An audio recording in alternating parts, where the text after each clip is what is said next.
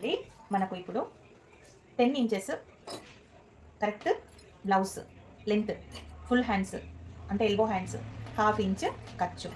ఇక్కడ puff hands పెట్టమన్నారు వాళ్ళు.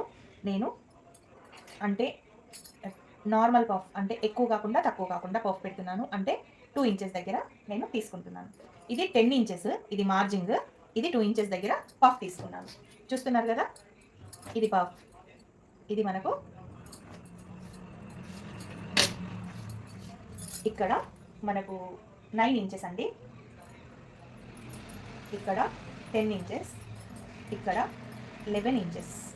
ఓకే, మనకు ఈ బ్లౌజ్ 30 సైజ్ బ్లౌజ్ కాబట్టి మనం ఇక్కడ నుండి ఇదిగోండి 3 ఇంచెస్ తీసుకుంటే సరిపోతుంది.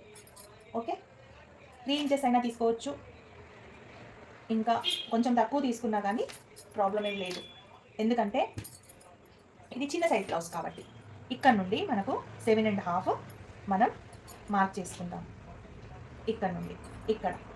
ఓకే, ఇదిగోండి ఇలా మనం కరెక్ట్గా ఇలా తీసుకుందాం.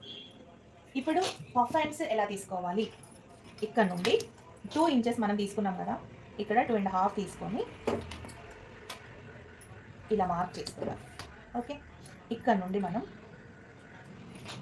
ఇక్కడ నుండి ఈ విధంగా ఇలా ఇక్కడ వరకు ఇలా రౌండ్ తీసుకోవాలి. ఇందులో ఇక్కడ నుండి చూడండి, ఇక్కడ నుండి ఇక్కడ వరకు మనం ఇలా తీసుకోవాలి. ఇలా వచ్చేస్తుంది పఫ్ అనేది.